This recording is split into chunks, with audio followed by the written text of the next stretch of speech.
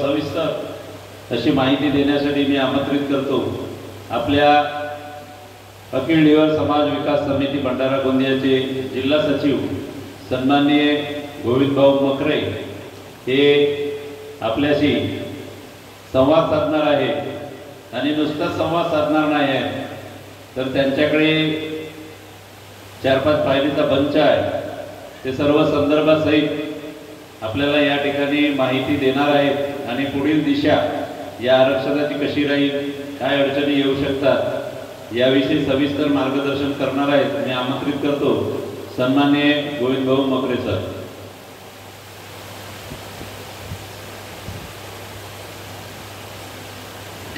प्रतिमा आणि या कार्यक्रमासाठी ज्या महापुरुषांचं आज माल्यार्पण करण्यात आलं सर्व महापुरुषांना विनम्र अभिवादन। कार्यक्रमाचे अध्यक्ष जनार्दन सर व अन्य मंच सर्व मान्यवर मंडळी, मी वक्ता असं बोलणारा नाही आहे स्टेजवरचा वगैरे, कारण मी जरा वेगळ्या कामकाजात आहे हिशोबाने असतो। तर सर्वांचं स्वागत आहे इथं या कार्यक्रमाच्या निमित्तानं। मला हे अगोदर माहिती करून घ्यायचं आहे की जे 16 सत्कार मूर्ती आहेत, जे विद्यार्थी आहेत ते कुठे कुठे बसले आहेत आता, त्यांनी कृपया हात वरती करा किंवा उभं व्हा। 4, 5, 12, 13 आहे 15 असतील कदाचित। ठीक आहे, धन्यवाद। तुम्हाला अशी एक विनंती आहे की तुम्ही मी जेवढं काही सांगत आहे जे काही सांगत आहे ते व्हिडिओच्या माध्यमातून येणारच आहे यूट्यूब चॅनलवर, पण लक्ष द्या। तुम्ही याच्यासाठी लक्ष द्या असं म्हणतो मी, यासाठी म्हणतो की आम्ही जे मंडळी आहोत, मी आहे अजून बऱ्याच वर्ष, मी काही कमी जास्त होणार नाही अजून, पण जी मंडळी ही ह्या कामासाठी ज्यांनी हात घातला आहे ती मंडळी खूप काही काळ टिकणार नाही आहे। याचं एक जिवंत असं उदाहरण सांगतो। योगायोगाने आज वडाई सर बसले, त्यांचा हा जो धोबी समाजाचा लढा आहे हा 5 वर्षाचा नाही आहे, त्यांचा लढा 90 पासूनचा आहे। 90 आणि 25 समजून जा 35 वर्ष। 35 वर्षापासून ते धोबी समाजाच्या अनुसूचित जातीच्या आरक्षणासाठी जे लढा देत आहेत ते डॉक्युमेंट जमा करत आहेत। म्हणजे तुम्ही इमॅजिन, म्हणून मी म्हटलं की जे विद्यार्थी आहेत 10वी 12वीतले त्यांनी थोडंसं लक्ष द्या, कारण हे समोर जाऊन तुम्हाला करायचं आहे। त्या करण्यासाठी नागपुरे सर आपल्यासोबत किती वर्ष राहतील ते मला माहीत नाही। मी पण स्वतःच सांगतो की मी कधीपर्यंत तुम्हाला समाजाला पूर्ण, घरच्या लोकांना पूर्ण, ॲडमिनिस्ट्रेशनमध्ये पूर्ण मला पण माहीत नाही, पण जेवढं मला करता आलं, जेवढं करता येईल तेवढं मी करण्याचा प्रयत्न। माझी खूप मायक्रो काम करण्याची सवय आहे ऑफिसमध्ये। मी जिल्हा परिषदला काम करतो क्लरिकलमध्ये, 22 वर्षापासून ॲडमिनिस्ट्रेशनमध्ये काम करतो, अजून मला नोकरीला 15 वर्ष बाकी आहे। त्यामुळे मी जेव्हापर्यंत आहे तेव्हापर्यंत खूप समाजासाठी करण्याचा प्रयत्न करतो, कारण त्या समाजाच्या भरोशावर मी नोकरीला लागलो आहे। सर्वप्रथम मी एका व्यक्तीचं यासाठी या निमित्तानं खूप खूप कौतुक करावं असं वाटते। राकेशजी बोलले, खूप म्हणजे मी ज्या स्वतः काही गोष्टी अवलंबल्या आहेत त्या 1997-99 पासून त्या रूटवर तुम्ही थोडेसे होते। मी शिक्षण बालवाडीपासून घेतलं, यवतमाळ जिल्ह्यात घेतलं, परंतु मी गरीब परिस्थितीतून आलेलो होतो। मला असं वाटत होतं की मी काय करीन बुवा, कुठून पैसा लावीन काय लावीन, त्याच्यामुळे तुम्ही जे केलं 12वी नंतर टायपिंग वगैरे ते मी केलं, कारण मला माहीत होतं की मी पैसा देऊ शकत नाही वगैरे, म्हणून मी बेसिक जे असतं ना ते करून टाकलं होतं। बेसिक करून टाकायचं वगैरे, मग टायपिंग झालं, कॅम्प्युटर झालं, MSCIT वगैरे वगैरे, ते एकदा केलं की आपण असं मोकळं होऊन जातो। आणि मी ते करून ठेवलं होतं। योगायोगाने रिक्रुटमेंट आली याची, आरक्षणाच्या NTBच्या वगैरे जागा निघाल्या आणि मी नोकरीला लागून गेलो। जेव्हापासून लागलो तेव्हापासून खूप कामं केलं ॲडमिनिस्ट्रेशन, खूप कामं, म्हणजे माझं बरंच कौतुक वगैरे म्हणा किंवा काही म्हणा। तर हा जो अखिल दिवस समाज विकास समितीच्या वतीनं जो तुम्हाला आता माहीत आहे ना, हा आरक्षणाचा विषय जास्त आतमध्ये सांगण्याची आवश्यकता नाही, बरोबर आहे? बरोबर आहे का नाही? आता हे जे मुलं आहेत 10वी 12वीतली यांना ते आठवण आता जे साठी आम्ही मागील 5 वर्षापासून लढत आहोत आणि आमचे वाडाईसर मागील 35 वर्षापासून लढत आहे। ते मुलांची आता जी स्थिती आहे त्यांना असं वाटत असेल आता आपण 12वी झालो, मग आता फॉर्म भरायचं, मग कॅटेगरी कुठली आपली, प्रवर्ग कुठला, जात कुठला, मग जे आता चालू आहे आपण यासाठी करतो अनुसूचित जातीसाठी, मग त्याच्या जेव्हा स्पर्धा होतात तसं तुम्ही म्हटलं की जेव्हा जिल्हावाईज कॅटेगरायझेशन झालं तेव्हा माझा नंबर लागून गेला, पण तुम्ही ॲज पर याच्यामध्ये 4000च्या लिस्टमध्ये होतं, बरोबर आहे? ते केव्हा समजलं तुम्हाला? जेव्हा तुम्ही शिकले, जेव्हा तुम्ही ते परीक्षा दिली, जेव्हा ते जिल्हा वाईज कॅटेगरायझेशन झालं आणि जेव्हा तुमची अपॉइंटमेंट झाली तेव्हा तेच मास होते, बरोबर आहे. ते सुरुवातीला समजलं का नाही? सुरुवातीला समजलं असेल तर तुम्ही 22 वर्ष 10वी करण्याचा काही विशेष नव्हता. म्हणून ह्या गोष्टी समजून घ्या. आम्हाला 5 वर्ष अगोदर ह्या गोष्टी माहीत झाल्या, सुरुवात केली आम्ही. आज योगायोगाने वाडायसर पहिल्यांदाच भेटले. त्यांच्या जवळचे डॉक्युमेंट्स आम्ही पाहिले तर खूप शॉकेट झालं. त्यांनी जसं सांगितलं की 10,000च्या जवळपास डॉक्युमेंट आहेत. आमच्याजवळ 1000 आहेत समजा, काही प्रॉब्लेम नाही. तुमचा लढा यशस्वी होईल तर आमचा पण लढा होईल, यशस्वी होईल. कारण सेम पॅटर्न आहे. काय झालं, हे जे जातवार जे कॅल्क्युलेशन झालं आपलं, खूप महत्त्वाचा मुद्दा आहे. देशामध्ये गाजतो आहे. सत्ता पक्ष पण गाजवतो, विरोधी पक्ष पण गाजवतो जनगणना. आज जो शेड्यूल कास्टचा जो तुम्ही हे लोक पण व्हिडिओ बनतात ना, ऐकून टाका. त्या चक्करमध्ये राहतो. जे जे राजकारण चालत आहे जातीय जनगणनेचं, ते जनगणनाचा जो बेस आहे आणि जो आजचा शेड्यूल कास्टचा ऑर्डर बनला आहे, शेड्यूल ट्राईबचा जो ऑर्डर बनला आहे, त्याचं बेस जे आहे ॲक्च्युअल 1931ची जनगणना आहे. बरोबर आहे, माहिती आहे का तुम्हाला? त्या जनगणनेनंतर आता जवळपास 100 वर्षांनी सेंट्रल गव्हर्नमेंटने जो ठरवलेला आहे की हा सेन्सस अशा प्रकारचा. आता हा सेन्सस कधीपासून चालू आहे? तर 1800च्या शेवटच्या कालखंडात तेव्हापासून चालू आहे. आणि 1901च्या जनगणनेपासून जातवार ते जनगणना सुरू आहे, तेव्हापासून ढिवर समाज, धोबी समाजाची संख्या किती होती, सर्व समाजाची संख्या किती होती, असं स्टॅटिस्टिकली आलं आहे. ठीक आहे. त्याच्यानंतर काय झालं, 1931ची जे सेन्सस आहे, त्या सेन्ससमध्ये जो ढिवर समाज आहे, त्या ढिवर समाजाची जी लोकसंख्या आहे ते 2.5 लाख दाखवते. 2.5 लाख लोकसंख्या दाखवते. CP अँड ब्युरोमध्ये, सेंट्रल प्रोव्हिजन्स अँड ब्युरो, म्हणजे तेव्हाचा तो राज्य. आता जसं महाराष्ट्र राज्य आहे, मध्य प्रदेश राज्य आहे, तेव्हाचा तो राज्य. त्या राज्यामध्ये लोकसंख्या जी होती 2.5 लाख होती. धोबी समाजाची संख्या होती ती 1.5 लाख होती. अशा प्रकारचं जे समाजाचे या समाजाचे किती लोक, या समाजाचे किती लोक, याचं जे शॉर्टेज केलेलं आहे ते इंग्रजांनी केलेलं आहे. काही काही गोष्ट थोडंसं इम्प्रेशन मला जे मुलं आहेत ते 10वीपर्यंत त्यांनी लक्ष द्या. त्या सेन्ससमध्ये एक असं हे आलं आहे, ढिमोर हिंदू. त्या सेंट्रल प्रोव्हिजन्स अँड ब्युरोमध्ये जी संख्या आहे टोटल ढिमर लोकांची ते 3,22,818 आहे. ठीक आहे. टोटल याची पूर्ण प्रोव्हिजनची, त्याच्यामध्ये जवळपास 15 ते 20 जिल्हे आहेत. त्याच्यामध्ये भंडारा जिल्हा आहे. 1931चा सेन्सस, त्या भंडारा जिल्ह्यामध्ये जे आहे किती संख्या होती आपली ढिवर समाजाची, तर 43,519. 1931मध्ये एवढे लोक होते. तर हे जे लोक होते तेव्हाचे 31च्या सेन्सस म्हणजे, आणि जो 36चा ऑर्डर बनला त्याच्यामध्ये शेड्यूल कास्ट आहे, ढिवर समाज. तर हा शेड्यूल कास्टचं जो आरक्षण आहे, जे सेफगार्ड आहे, प्रोटेक्शन जे आहे, ते ह्या लोकांना लागू होतं भंडारा जिल्ह्याचे. त्याच्यातले 43,500. तेव्हाचा भंडारा म्हणजे आताचा भंडारा आणि गोंदिया जिल्हा.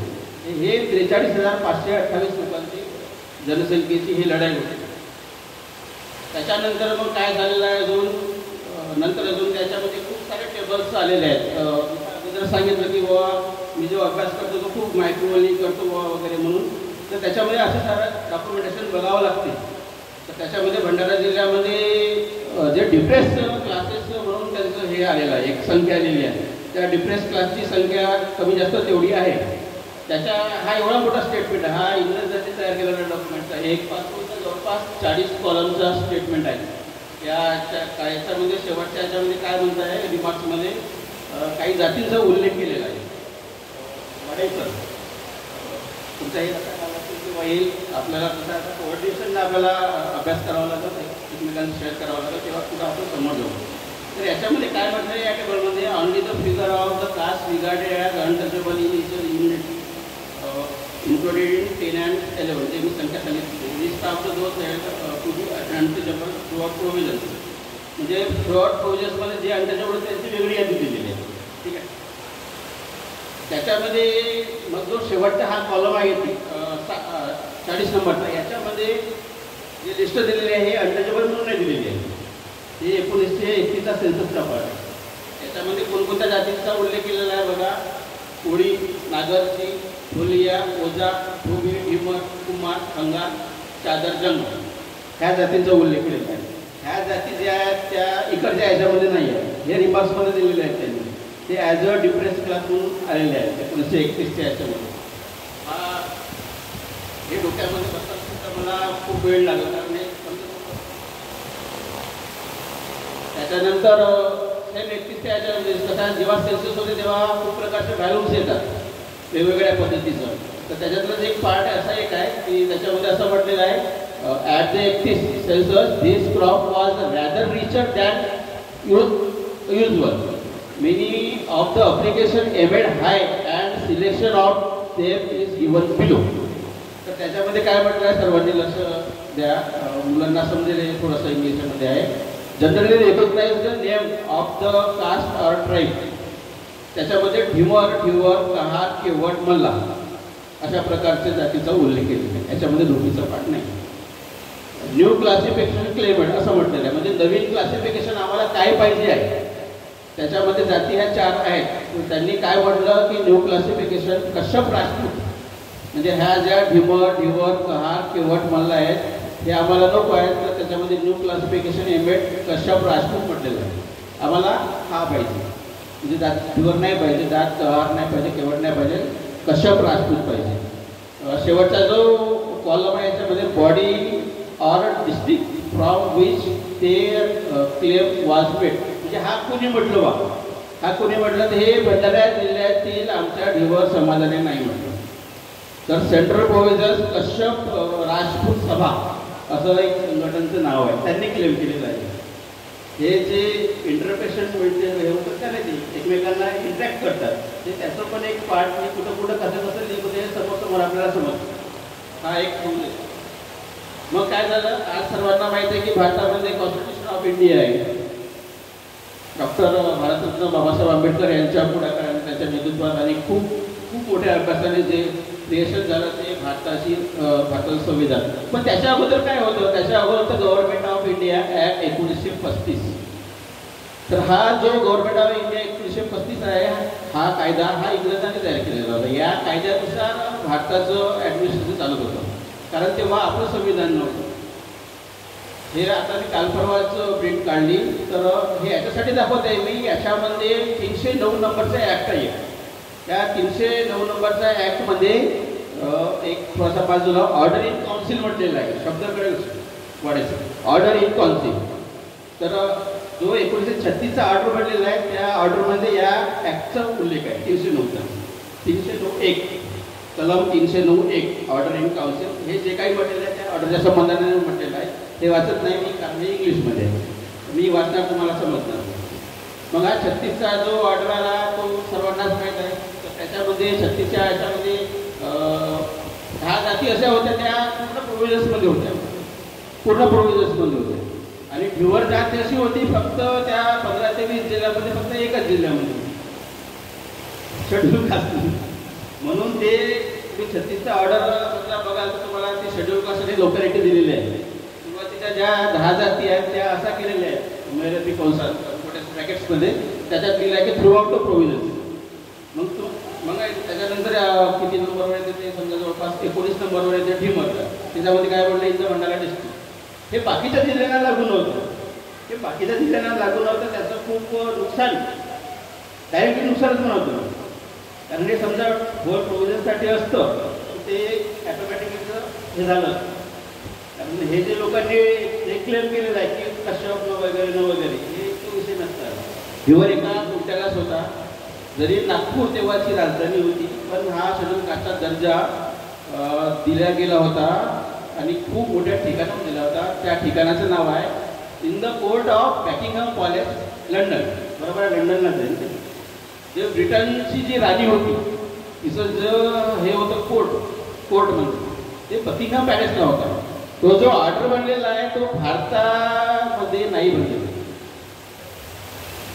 तो ऑर्डर बनला in the court of at Buckingham palace, London लिहिलं नाही म्हणजे बकिंगहॅम पॅलेस लंडन. म्हणजे त्या ऑर्डरची जो पॉवर्स आहे त्याची जी ताकद आहे ती तेवढीच ताकद आहे जेवढी ताकद शेड्यूल कास्ट ऑर्डर 1950 पर्यंत. कारण शेड्यूल कास्ट ऑर्डर 1950 हा exact copy of the 1936 order. समजलं का मी काय म्हणलं नवीन मुलांना? 1936चा जो ऑर्डर आहे त्याची exact copy schedule caste constitution of schedule caste order 1950. हे त्याची कॉपी आहे एक्झॅक्ट 1936ची. म्हणजे 1936च्या ऑर्डरमध्ये समजा धीवर समाज आहे भंडारा जिल्ह्यातला, तो 1950च्या ऑर्डरमध्ये पण असायला पाहिजे होता. धोबी समाज पण पाहिजे होता. धोबी समाज तर 4 जिल्ह्यामध्ये होता, आम्ही एकच जिल्ह्यामध्ये होतो. म्हणून त्यांची ताकद खूप आहे, त्यांचं खूप त्यांना सांगू शकत नाही. आता त्याचं खूप मोठं काम आहे. आणि विचार करा, ते 35 वर्षापासून भांडत आहेत, त्याच्यासाठी हे करत आहेत. बऱ्याच गोष्टी. आता हा एक डॉक्युमेंट सुद्धा मला इतक्यातच मिळालेला आहे. हा डॉक्युमेंट कशाचा आहे तर बाबासाहेब आंबेडकरांनी जेव्हा ड्रॉप बनवला होता, तिथं वरतच लिहिलेलं आहे की drop constitution of India drop. तर 21 फरवरी 1948ला बाबासाहेबांनी हा ड्रॉप दिलेला आहे. हा PDF च्या स्वरूपात जवळपास 240 पेजेसचा आहे, असं मी फक्त कामापुरतं प्रिंट केलेलं आहे. तर हा ड्रॉप कुणाला दिला आहे तर honourable president of the constituent assembly of India, नवी दिल्ली. जे राज्यघटना निर्मितीचं काम ज्यांनी केलं आहे, भारताचं संविधान निर्मितीचं काम ज्यांनी केलेलं आहे, त्याचं जे हे होतं त्याला कॉन्स्टिट्यूंट असेंब्ली ऑफ इंडिया म्हणतो. त्याच्यामध्ये भारतातले या त्या प्रकारचे वेगवेगळ्या प्रोव्हिजन्स म्हणून सर्व खासदार होते. त्यांचे जे अध्यक्ष होते त्यांच्याकडे बाबासाहेब आंबेडकरांनी हा ड्रॉप सादर केलेला आहे. तारीख आहे 21 फरवरी 1948. हे याच्यासाठी सांगत आहे मी, हे एक त्याचं एक प्रारूप होतं कॉन्स्टिट्यूशन ऑफ इंडियाचं. याच्यामध्ये 8व्या शेड्यूलमध्ये आर्टिकल 303(1) याच्यामध्ये शेड्यूल ट्राईबची यादी दिलेली आहे. पार्ट 1 हे जे शेड्यूल या ट्राईबची जी यादी दिलेली आहे याच्यामध्ये वेगवेगळ्या प्रोव्हिजन्सचे जातीचा उल्लेख केलेला आहे. त्याच्यामध्ये पार्ट 7 सेंट्रल प्रोव्हिजनचा उल्लेख आहे. तर याच्यामध्ये आपली जातीचा उल्लेख नाहीच आहे. ऑब्व्हियसली धुवर धोबी नाही आहे. म्हणजे ते जे ड्रॉप सादर करताना प्रेसिडेंटला ते नाही आहे, आपल्या जाती नाही आहे. याच्यामध्ये कोळी जात आहे 11 नंबर, KOL आहे, कोळी, कोळी जे काही आहे. याचा संदर्भ समोर कसा येतो ते लक्षात ठेवा.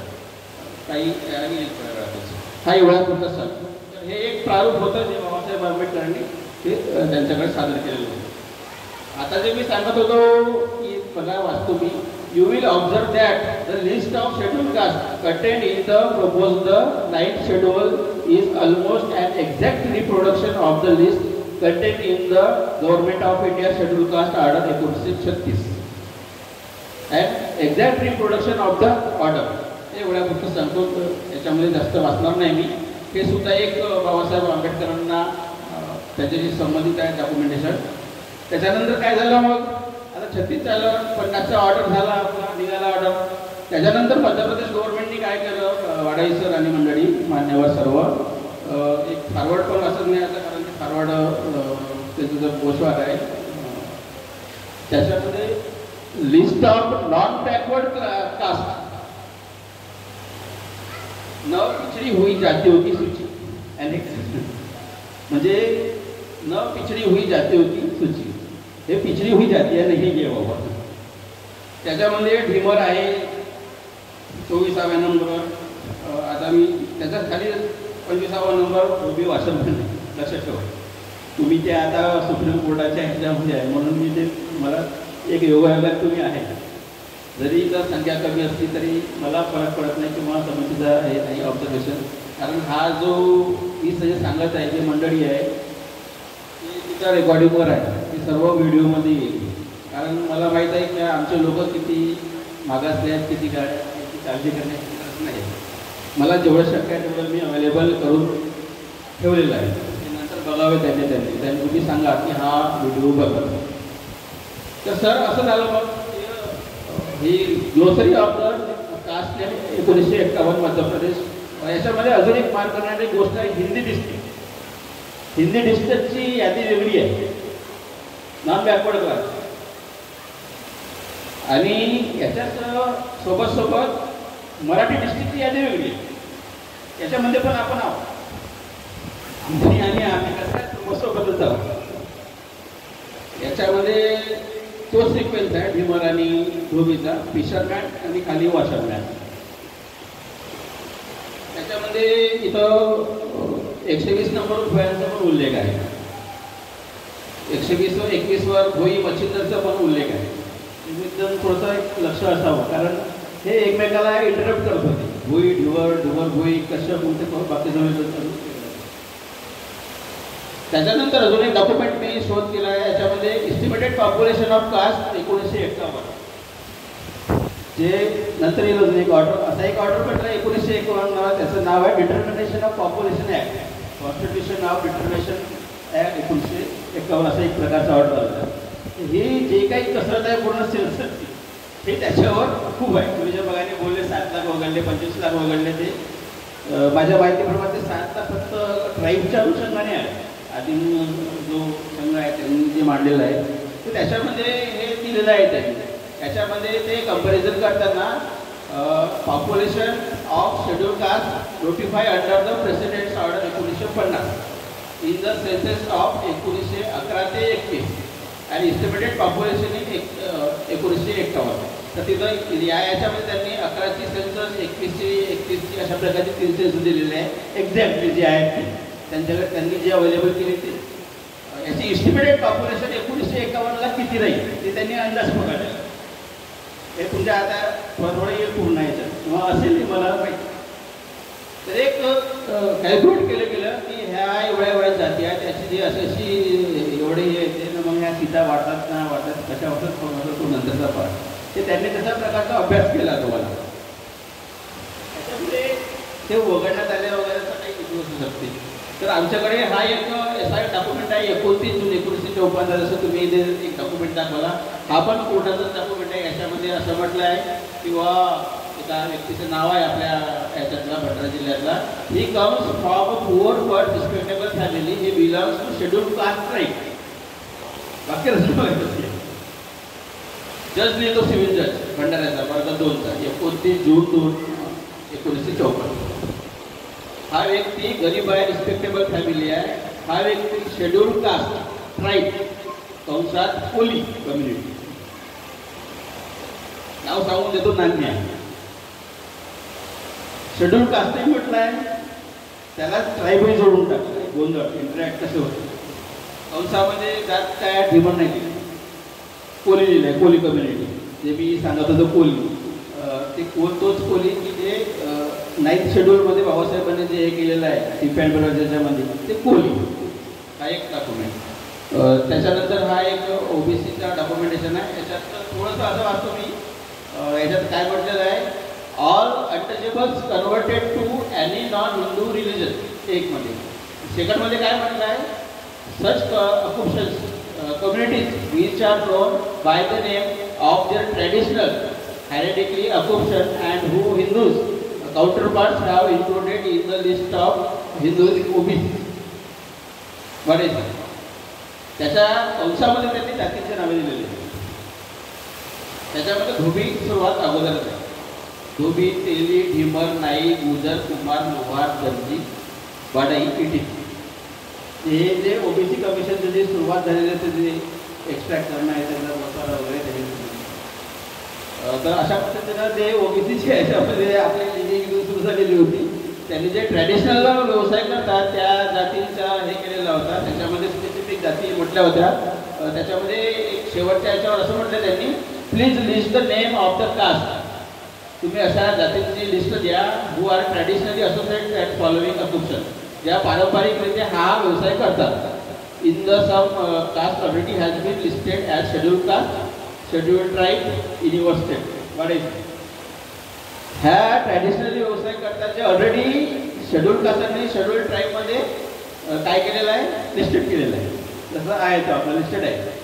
त्याच्यामध्ये मग सर्वच हे आलेलं आहे. तुमचं ते वॉशिंग आहे, फिशरी आहे, पिगरी आहे, हंटिंग वगैरे आहे, टेलरिंग वगैरे, अशा प्रकारचे इथं 40 पारंपरिक जे व्यवसाय आहेत ते दिलेले आहेत. तो जो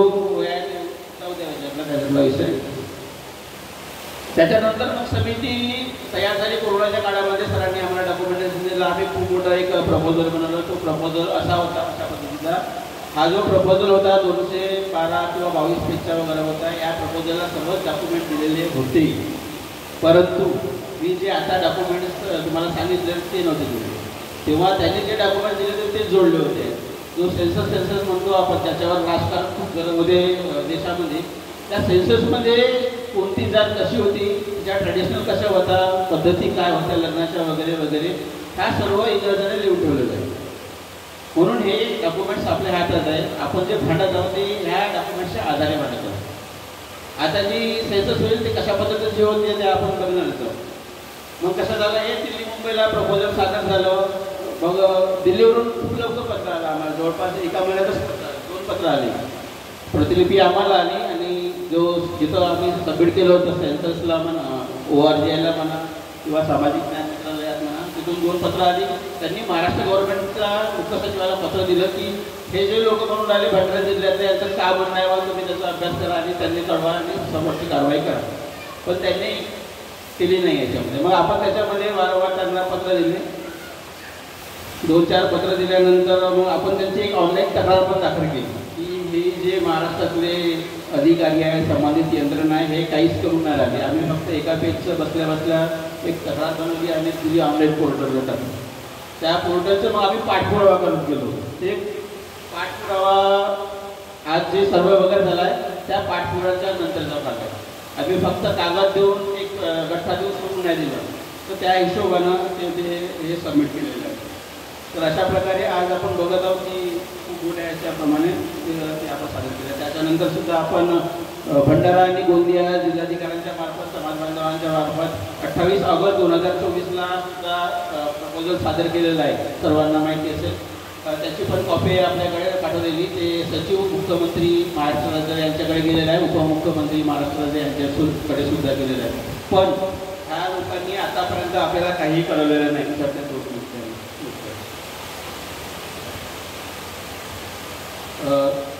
24 ऑक्टोबर जवळपास 7-8 महिन्याचा कालावधी झाला, पण त्यांनी काय दिलेलं नाही. मग आम्ही दुसऱ्या अँगलनं सुद्धा त्याचा पाठपुरावा करत होतो.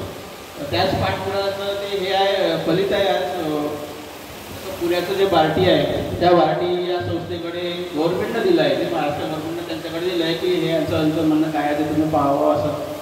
म्हणून ते जे आलेले लोक त्यांच्या वतीनं आलेलो होते.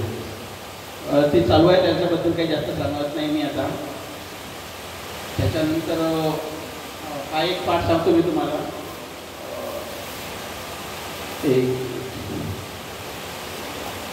वाढायचं हा एक डॉक्युमेंट आता तुमच्याकडे आहे की नाही आता मला माहीत नाही. तर हा आमचे समितीच्या श्री मनोज केवट यांनी सर्च केलेला आहे आणि त्या डॉक्युमेंटचं जे चिरफाड आहे ते मला वाटते मी केलं आहे.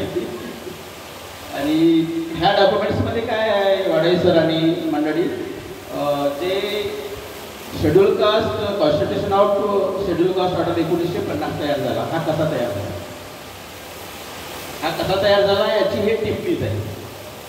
हा 100% टिप्पणी आहे का हे मी नाही सांगू शकत, पण जेवढं असं वाचलं मी ज्या सिक्वेन्सला ते आहे त्या पद्धतीने.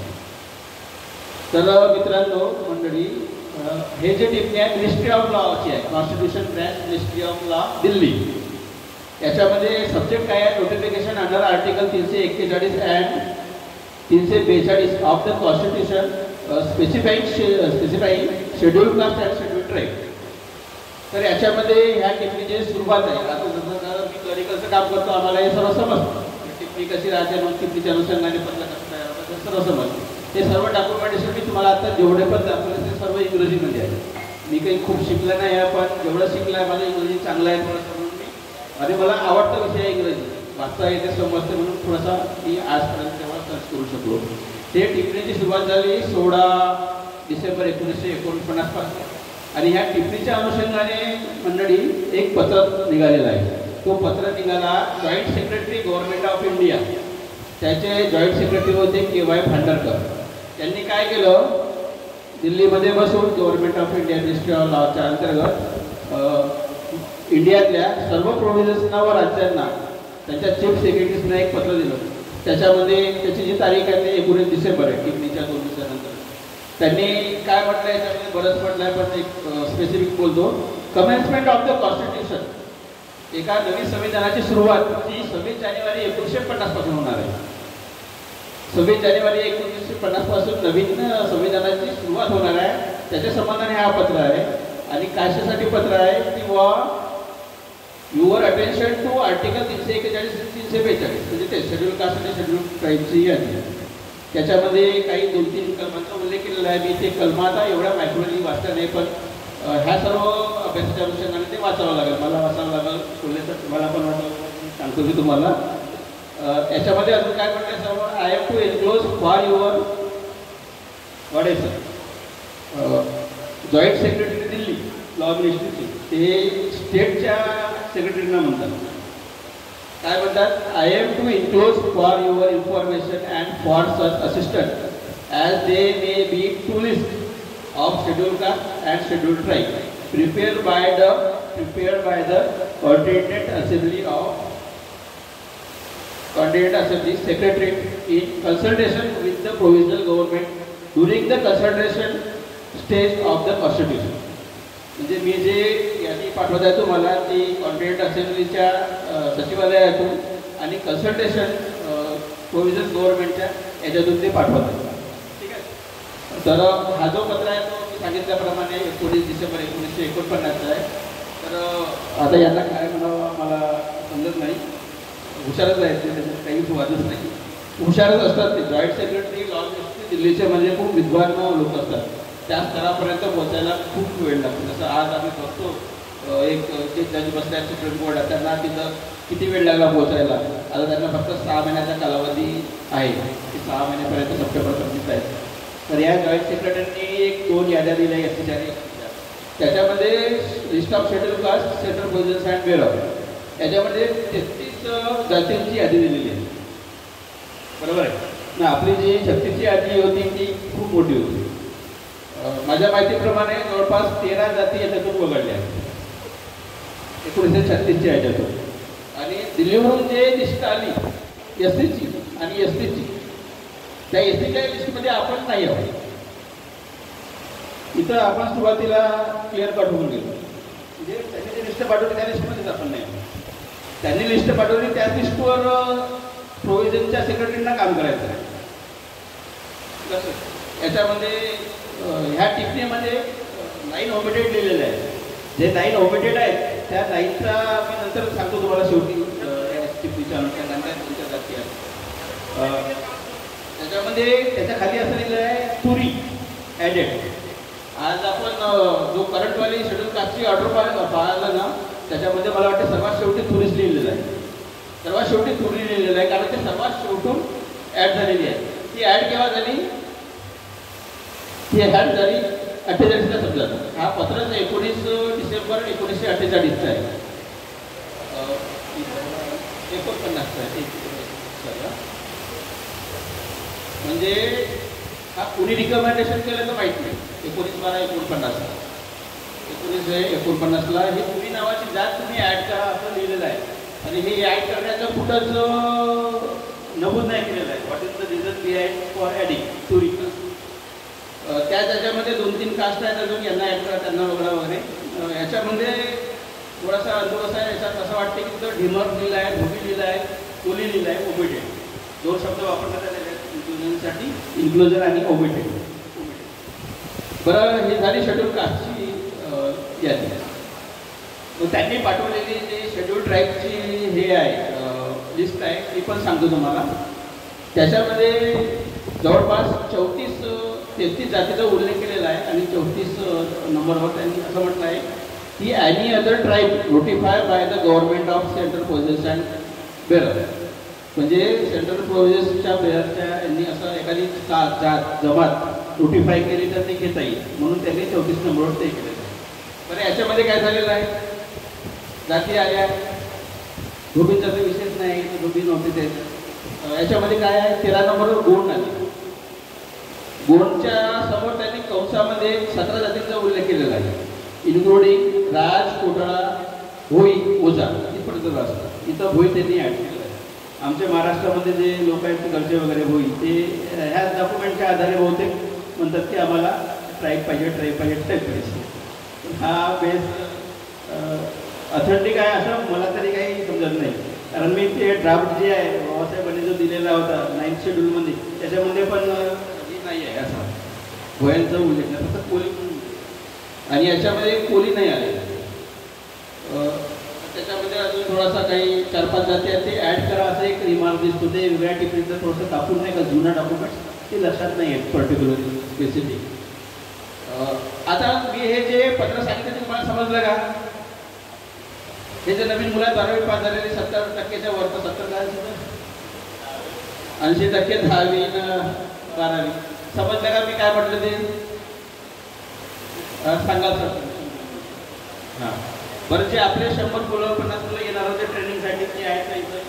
ते कोणीच नाही आले का? असं नाही व्हायला पाहिजे. आम्ही कसं आहे म्हटलं तर 4 लोक समजा आलो, 5 लोक आलो तर 5 लोकांपैकी 4 लोक पेशवाले लोक आहोत. हाऊसफुल सुटी बरोबर आहे ना? काय कोल्हेसर राकेश भाऊ, काही गरज आहे का? आहे का? खूप गरीब परिस्थितीतून आलो भाऊ मी, म्हणून म्हणलं जास्त काही समजून बघायचं ना बाबा. आता आपण टायपिंग करून टाकलं आणि मी खूप लोकांना शिकवलं टायपिंग घ्या बोर्ड. ते माझं नाव घेतात. आता वर्ग 2 त्याच्यावर पण आहे. असं नाही केलं पाहिजे समाज बांधवांनी. कशासाठी आलो आम्ही एवढं डॉक्युमेंटेशन घेऊन? वाढायचं आता सांगतात की 10,000 डॉक्युमेंट आहेत, आमच्याजवळ 1000 आहेत. त्याचं मी थोडंसं तुम्हाला सांगत आहे. असं समजलं पाहिजे तर कुणासाठी सांगत आहे. आणि तुमच्यासोबत बोलणं जरुरी आहे. म्हणजे असं फलासारखा बडबडत राहील ते सांगत राहील. कधी कधी इंग्लिश वाचतो, हा का प्रयास झाला का, काय वाचतं काय, म्हणून ते कधी कधी वाचणं पण जरुरी आहे. त्याच्यानंतर काय झालं, सेम सेक्रेटरी सेम आपल्या याचा सेक्रेटरी CP ॲडमिरल, या पत्रामध्ये नाव नव्हतं, या पत्रामध्ये नाव आलं. तर CP ॲडमिरलचे सेक्रेटरी होते ते IAS होते. त्यांचं नाव आहे BN Kunte, additional secretary government central police admiral. यांनी मग काय केलं, 6 जानेवारी 1950ला अजून एक लिस्ट पाठवली. 6 जानेवारी 1950ला अजून एक लिस्ट पाठवली. त्याच्यामध्ये काय म्हटलं यांनी, त्या लिस्टचा उल्लेख करून enclose the complete and up to date list, त्या मागच्या पत्राचा संदर्भ टाकला आहे त्यांनी. त्याच्यामध्ये नंतर the changes have been made in pursuance of the recommendation of the provisional rural development board. हा बोर्डचा मी सर्च करून पाहिलं काहीतरी, याच्यामध्ये काहीतरी मिळेल म्हणून, पण गुगलवर याच्या संबंधाने काहीच नाही मिळालं. थोडंसं 2-3 अँगलला बघितलं. हा बोर्ड आता नवीन नावानं एक्झिस्टन्स असेल त्या याच्यामध्ये काय तर ते पण माहिती नाही. तर यांनी 4-5 जातींचं काही हे केलं आहे, शिफारस केलेली आहे की ह्या जाती तुम्ही इन्क्लूड करा. हे समोर कुठतरी संदर्भ येतो त्याचा.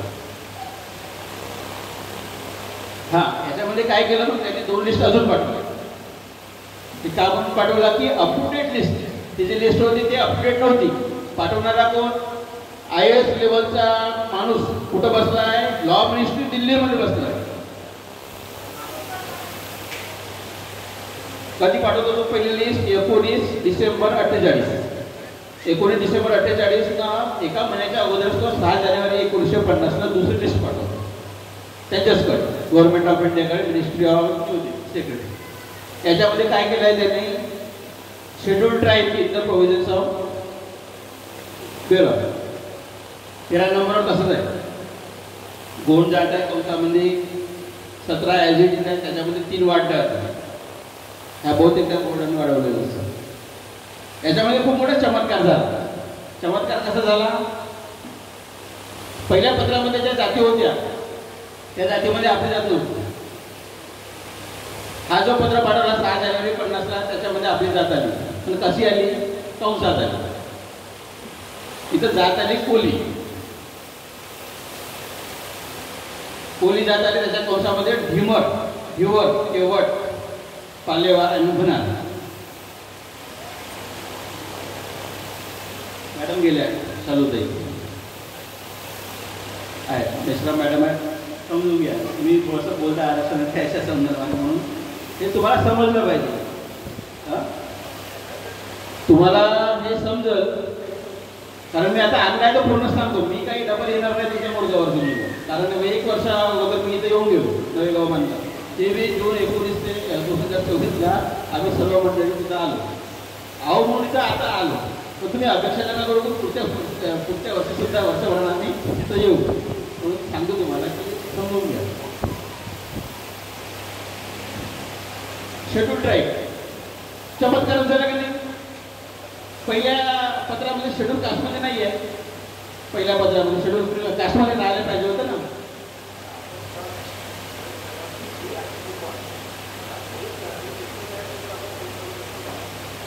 तो नंतर बघा 1931 ची सेन्सस आहे. 1901 पासून जे सेन्सस आहे. ढिवर जात, ढिमर जात ती वेगळी दाखवली. तिची जे काउंटिंग केलेली आहे ती वेगळी आहे. होळी त्यात तिची काउंटिंग वेगळी केलेली आहे. हा खूप मोठा कॉन्फ्लिक्ट आहे बरं. हा वादविवादाचा विषय होऊ शकतो. माझा व्हिडिओ समजा तिकडं बघतील नागपूरमध्ये किंवा औरंगाबाद कळलं वगैरे हे काहीतरी चुकीचं बोलले वगैरे असं होऊ शकतं. फिशरमॅन म्हणून आपण ऑल इंडियामध्ये आहोत. एक पत्र आहे की ते वाचीन नंतर मी वेळ घेत आहे का जास्त ते सांगावं लागेल ते सांगेन, कारण हे तुम्हाला मनोष्कीवर नाही सांगितलं. मग मला हे सांगा, भंडारा जिल्ह्यातला जो मच्छीमार आहे कुठेही नावानं, किंवा मुंबईमधला जो मच्छीमार आहे किंवा ओडिसामधला जो मच्छीमार आहे, हे आम्ही रक्तसंबंधाने येतो का? हा बोलायला पाहिजे का नाही बोलायला पाहिजे, हा सुद्धा एक माझ्या मनात प्रश्न आहे. तुम्ही जो विचारला इकडं जे मच्छीमार करतात त्यांना ठिवर म्हणतात, हे आपल्या 3-4 जिल्ह्यामध्ये बरोबर. तिकडं तुम्ही नागपूरच्या थोडं समोर गेले का ते तुमचं ब्रेक होत जाते, तिकडं नाही. मी यवतमाळ जिल्ह्यात असेल तर तुम्हाला पहिल्यापासून सांगितलं, बालवाडीपासून बालवाडी. आमच्या गावामध्ये आमचं गाव सुद्धा नदीच्या तीरावरच होतं. काटनपुरी नावाचं गाव आदिलाबादच्या अगोदर, तिथं आपली वैनगंगा नदी आहे ना, तिथं पैनगंगा नदी, तिथं जो समाज आहे मच्छीमार समाज तो भोई, माझ्या वर्गमित्र भुई. भुयाचं ढिमरान लोकांचं ढोर लोकांचं हे जे वेगळं त्याच्याबद्दल न बोललं जातं, कारण तो वेगळा विषय. आपण याच्या अँगलनं बोलू. याच्यामध्ये काय केलं मग त्यांनी जानेवारीच्या पत्रामध्ये लिस्ट पाठवताना, अपडेट लिस्ट पाठवताना बोर्डमध्ये अजून ते त्यांनी विषय केला, तो आपला विषय नाही, त्याच्यामध्ये भुई आहे लक्षात घ्या. शेकडपत्रामध्ये सुद्धा भुई आहे, पण तो बोर्डाच्या जातीमध्ये कंसामध्ये आहे. जे म्हणतो ना हे त्याच्यासारखे दिसत होते, त्याच्यासारखं पूजा करत होते, त्याच्यासारख्या त्याच्या जी परंपरा त्या वगैरे ते त्याच्यामुळे सर्व काहीतरी कॉम्प्लेक्शन झालं, काहीतरी क्रिटिकल झालं.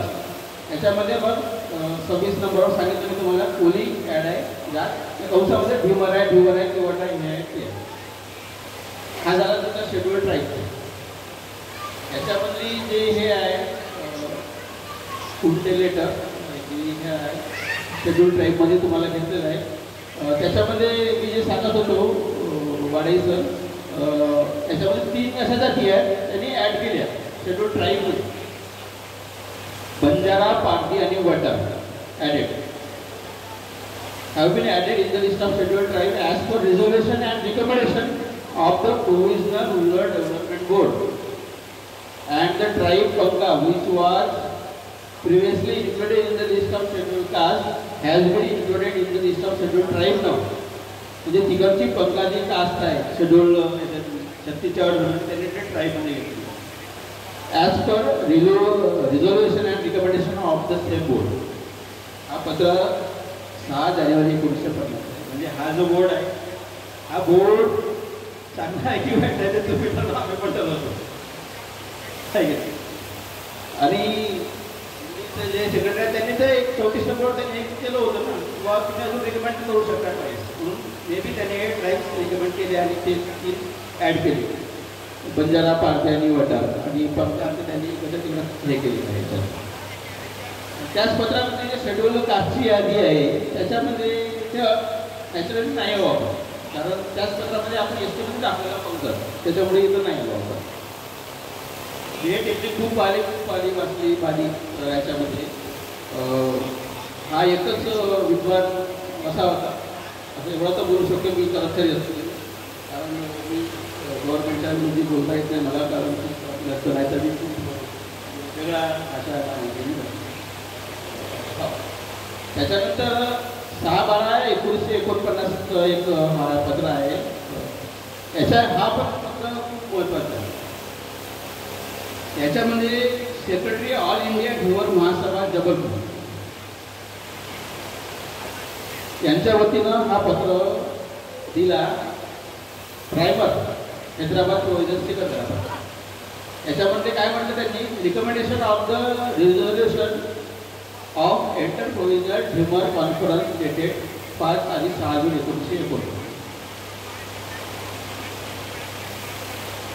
तुमचा मुद्दा जे सांगत होतो मुलीचा त्याच्यामध्ये त्यांनी काय म्हटलं, Dhiwar samaj and other of that community known by different name today consist of about 5 crores of people in India. Bhiwar समाज आणि अशा प्रकारचा जो समाज आहे वेगवेगळ्या नावांचा त्यांची जी संख्या आहे इंडियामध्ये 5 करोड आहे पूर्ण India. The condition both financial and commercial is एवढी खराब आहे. समजलं द भिवर समाज for the above reason any community has not shown any hopeful progress. भिवर समाज for the above reason त्याचे 2 दिवसांचे जे कॉन्फरन्स घेतलं होतं त्याच्यामध्ये समाजाचा अपडेटमेंट व्हावं यासाठी घेतलं होतं. त्याच्यामध्ये पण वेअर आपण surprise to fight that the content assembly by section 292 के आणि के होते त्याच्यात सब कलम आहेत. त्याच्यानंतर अजून एक सब कलम आहे. The result being that the whole community has been divided. असं त्यांनी त्याच्यात उल्लेख केला आहे. It is clear that the whole Constituent Assembly has copied the list. Constituent Assembly has copied the list from the Act 1936. म्हणजे अजून उल्लेख आहे. इकडं सुद्धा एकदा उल्लेख येतो. The people of भिवर समाज are not in any case prepared to accept this decision to divide them. Clear cut म्हटलं होतं त्यांनी पूर्ण त्यांनी अख्ख्या इंडियातल्या 5 करोड लोकांची हे केलं होतं. त्यांनी तेवढा विचार केला होता जे म्हणतो की नाही आपण तेव्हा नव्हते होते त्याच्यामध्ये एक रिझर्वेशन असं पास केलं होतं किंवा government should recognise and regard the Dhimar Malla Kewat Kalibhat Doliya Koli Kahar Manjhi Bhoi पाटीवाग Kishan and such others as one community. ह्या पत्राचा आणि इतर पत्राचा काहीतरी कसं काय तरतूद झाली आणि कशी मांडणी झाली ते देव जाणं किंवा ते सेक्रेटरी जाणं तिथे हा तोच मी सांगत होतो तुम्हाला हे कशा प्रकारचे विद्वान लोक राहतात. मग अजून काय केलं 10 जानेवारी 1950ला त्याच कुर्तेने अजून 2 लिस्टा पाठवल्या. अजून 2 लिस्टा पाठवल्या. अगोदरच्या 2 लिस्टा झाल्या त्या वेगळ्याच झाल्या. त्याच्यात काय म्हटलं letter under reference have been further scrutinise केलं जातं चेक केलं. Some changes appear to be necessary. Revise list are enclosed here. It is required that they be substituted for the list set already. जे जे पाठवले होत्या त्या लिस्टला substitute करून हे लिस्ट तुम्ही कन्सिडर करा. कधीची 10 जानेवारी 1950. त्याच्यामध्ये मी जे सांगत होतो इकडं आता ते किती नंबर होतं तिकडं आपण शेड्यूल कास्टमध्ये आपण नव्हतो. शेड्यूल ट्राईबमध्ये होतो आपण. तर शेड्यूल ट्राईबमध्ये जे होतो आपण कोळी नावाच्या अंडरमध्ये 27 नंबरवर ते 27 नंबर याने उडवलं. म्हणजे कोळी बी गेला आणि ते कौसाच्या जाती होत्या ती वटवर ते पण गेले. ठीक आहे क्लिअर झालं. त्याच्यामध्ये गोंड राहिला गोंड इन्क्लुडिंग माडिया वगैरे आणि ते ज्या जाती होत्या ते जाती आहेत आतापर्यंत भूत पिकला होता थोडासा खूपच विद्वानी लोक. त्यांनी मग 11 जानेवारी 1950चा अजून एक पत्र पाठवलं. तसंच कॉपिंग मिस्टेक शब्द वापरण्याची जी पद्धत आहे copying mistake. I am therefore to enclose fresh list. ताजी यादी कालावधी खूप चालू म्हणजे कोणत्या दिवसाला पत्र कसं आहे पटण्यातून काढत असतील पटना पत्र दिलेलं आहे गेलेलं वगैरे नाही का जे काही असेल. दिस मिस्टेक इज एक्स्ट्रीमली रिग्रेटेड. हा कोण म्हणतो या राज्याचा CPI बिराडचा सेक्रेटरी म्हणतो सेंट्रलला की तुम्ही हे कन्सिडर करा. त्याच्यामध्ये काय केलं मग त्यांनी शेड्यूल ट्राईबच्या ऑर्डरमध्ये गोंड जे होतं गोंड ठेवलं इन्क्लुडिंग माडिया मुडिया. बाकीचे सगळे 20 जाती होते त्या 20च्या सुटक होता पुढा गेला होई गेला. आपण अगोदरच्या पत्रात गेलो कोळीसोबत. हा अशा प्रकारचा पत्रव्यवहार झाला आणि होई गेला कोणी गेला डिमर गेला हे गेलं ते गेलं. हाती इम्पॉर्टंट आलं बॉम्बेचा हा जो एक ऑर्डर आहे त्याची माहितीसाठी काढून ठेवला आहे. हा वाटत नाही आता संबंधित नाही आपल्याला. आणि नंतर मी जे म्हटलं होतं महासभा जो हे झालेला होतं हैदराबादचं त्याच्या संबंधाने त्यांची यादी आहे STची त्याच्यामध्ये ते दिलेले नाही आहे. आपल्या राज्याचा उल्लेख नाही आहे. त्यांनी फक्त त्यांची शिफारस केली होती तर माहिती देशातल्या 5 करोड लोकांची वगैरे त्याच्यामध्ये काही संपादकाला आहे. आता थोडंसं बाकी आहे काहीतरी फायनल SC ST लिस्ट हां, अजून एक त्यांनी 3-4दा पत्रव्यवहार केल्यामुळे होऊ शकतो त्यांना काहीतरी शंका शुल्क आली तर त्याचं एक पत्र अजून काढलं. मग त्यांनी अजून 31 जानेवारी 1950ला अजून एक त्यांनी पत्र पाठवलं नागपूरमधून गव्हर्नमेंट ऑफ दिल्लीला. त्याच्यात काय म्हटलं, 3 जानेवारी 1950 date that the rules content in this department letter, मागची जी यादी होती पर्पज ऑफ द आर्टिकल 41 आणि 42 ऑफ द कॉन्स्टिट्यूशन रिप्रेझेंट ते कन्फर्म करा तुम्ही. कन्फर्म हा शब्द वापरला ते झालं. हा एक शेवटचा लेटर होता त्याच्यात. त्याच्यानंतर अजून काही पत्रव्यवहार झालेला आहे ते नॅशनल कार्डाचा तुम्हाला ते छोट्या वेळा माझ्या वगळले आहेत त्याच्या संबंधानं वगैरे पत्र आहेत. नंतर मग त्याच्यावर सुद्धा पत्र त्यांच्याकडे गेलं आहे. आणि तेव्हाचे जे जॉईंट सेक्रेटरी होते ते हे होते. मग तो जे महासभेचा जे उल्लेख करतो तुम्ही त्याच्यामध्ये ऑल इंडिया ह्युअर महासभा ह्युअर community pertaining to the state should consider the appropriate time असे ह्या ज्या जाती आहेत ते एका योग्य वेळी याचा विचार करण्यात येईल असं काहीतरी म्हटलेलं होतं. आणि याच्या मागचं रिझन दिलेलं होतं this community does not figure either of them, म्हणजे ते फिगर जो उल्लेख केला ना म्हणजे डाटा तो येणार आहे. फटाका आमच्या मागे लागला आहे ते समज तुम्हाला ते लागेल त्यांना. The reason for the non inclusion of this community अशा प्रकारचं म्हटलं आहे. त्याच्या बादमध्ये ज्या वगळलेल्या जाती आहेत त्याची त्याने सेपरेट एक पत्राचं हे केलेलं आहे. त्याच्यामध्ये शेड्यूल कास्टच्या ज्या 9 जाती आहेत त्यांचा उल्लेख आलेला आहे. शेड्यूल ट्राईबचे जे उल्लेख आहे ते आलेलं आहे. बराच काही पोर्शन इथं क्लिअर होते पण ध्रुवर आणि भूमी क्लिअर याच्यामध्ये हे नाही होतं.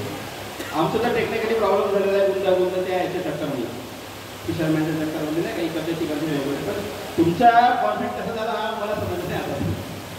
तो एक कुठं बदल तेवढं टार्गेटच आहे. तसं आमचं थोडंसं काहीतरी अनुभव त्या संबंधाने मी आता त्याच्यावर काही बोलू शकत नाही. आणि मग ते तसेच पत्र झालेलं आहे थोडंसं आहे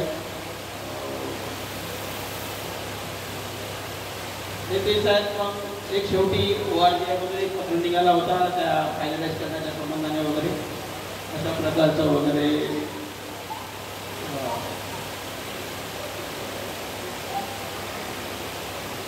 तर इथंच थांबावं असं वाटतं मला. ज्या काही झालेल्या आहेत पब्लिक तुमच्या लक्षात आलं असं. आणि हे एक जे आहे हे ते महासंघाचं आहे आदिम जमाती हे आता विषय नाही घेतली कारण ते त्याच्यामध्ये आलेलं आहे.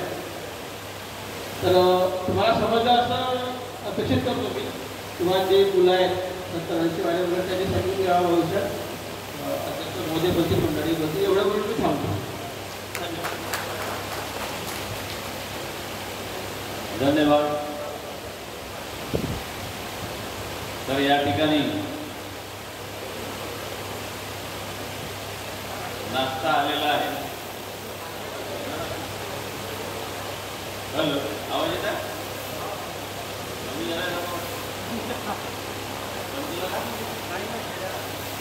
हॅलो आता आला. तर या ठिकाणी बसलेले आमचे गुणवंत विद्यार्थी त्यांचे पालक काही आई आली असेल वडील आले असतील त्यांचे भाऊ आले असतील आमचे समाज बांधव ते वाट पाहत आहेत. कधी कधी आम्हाला बक्षीस मिळते आमचा सत्कार होतो आणि आम्ही घरी जातो. आता जे गोविंद भाऊ यांनी आपल्या समोर जे डॉक्युमेंटेशनच्या माध्यमातून आपल्याला संवाद साधला. आता तुम्ही 10वीत होते तो स्टेट बोर्डाचा सिलेबस आहे. जे 12वीत होते तो स्टेट बोर्डाचा सिलेबस आहे. आणि जे गोविंद भाऊंनी सिलेबस मांडलेला आहे हा ICIC बोर्डाचा इंटरनॅशनल सिलेबस आहे.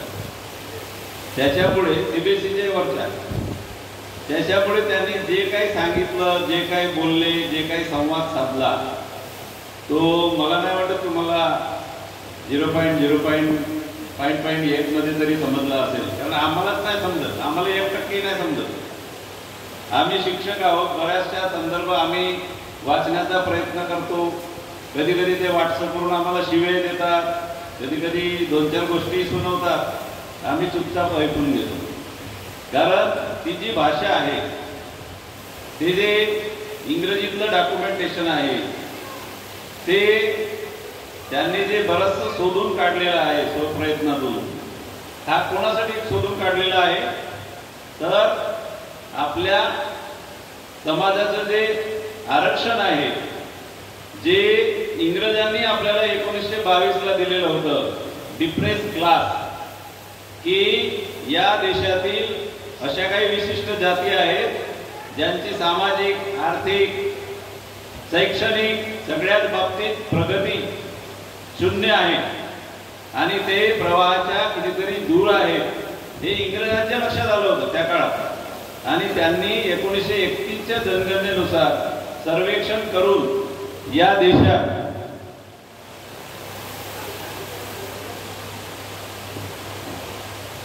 त्यांनी SC अनुसूचित जाती आणि ST अनुसूचित जमाती हे ब्रिटिश इंडिया ऍक्ट 1935 नुसार 1936ला त्यांनी यादी डिक्लेअर केला कायद्यानुसार. 1935चा कायदा म्हणजे भारताचं संविधान त्या काळातलं. आणि त्याच्यानुसार त्यांनी सगळ्या ज्या शैक्षणिक सोयी सवलती आहेत, आर्थिक सोयी सवलती आहेत, सामाजिक आहेत, त्या सगळ्या आपल्याला लागू होत्या. त्यावेळेस आपलं जे भंडारा जिल्हा होता तो सेंट्रल प्रोव्हिन्स अँड बेरार राज्य होतं, जे आताचं महाराष्ट्र आहे, छत्तीसगड आहे, मध्य प्रदेश आहे आणि काही भाग आजूबाजूचा. हे एवढं मोठं हे राज्य होतं. त्या काळातल्या ह्या गोष्टी आहेत त्यांनी सांगितलेल्या. त्याच्यानंतर मग 1 नोव्हेंबर 1956ला मध्य प्रदेश तयार झाला. मध्य प्रदेशचे काही त्यांनी या ठिकाणी संदर्भ दिलेले आहेत. त्यानंतर 1 मे 1960ला महाराष्ट्र निर्माण झाला. आणि मग जे आपल्याला मिळायला पाहिजे होतं ते आपल्याला संघर्ष करूनही मिळालेलं नाही. ते डॉक्टर योगेश दुधपजारे साहेबांनी शोधून काढलं आणि मग त्या आपल्या समितीचा जन्म झाला 22 जून 1922. तेव्हापासून हा लढा सुरू आहे. एवढ्यातच थोडंसं सांगायचं होतं.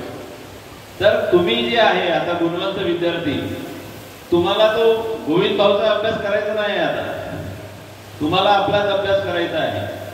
पण भविष्यात तुमचं शिक्षण झाल्यानंतर या लढ्याला जर यश मिळालं नाही किंवा हा लढा सुरूच राहिला तर एक समाज घटक म्हणून आपलं योगदान देता येईल, हाच त्यांचा एक उद्देश होता. दुसरा उद्देश होता की मागील प्रशिक्षणासाठी जे MA BEd झालेले आहेत आपल्या तालुक्यातील तरुण मंडळी, त्यांनी नावं दिली होती 2 दिवसीय प्रशिक्षणासाठी. त्यांना पण आम्ही आवर्जून फोन केलं की या कार्यक्रमाला तुम्ही या आणि हा जो आरक्षणाचा विषय आहे तो समजून घ्या. पण ते सुद्धा या ठिकाणी उपस्थित होऊ शकलं नाही. हे खेदाची गोष्ट म्हणावी लागली. आता आपल्याला 2 मान्यवरांचा या ठिकाणी मनोगत घ्यायचा आहे आणि मग लगेच गुणवंत विद्यार्थ्यांचा सत्कार कार्यक्रम घ्यायचा आहे.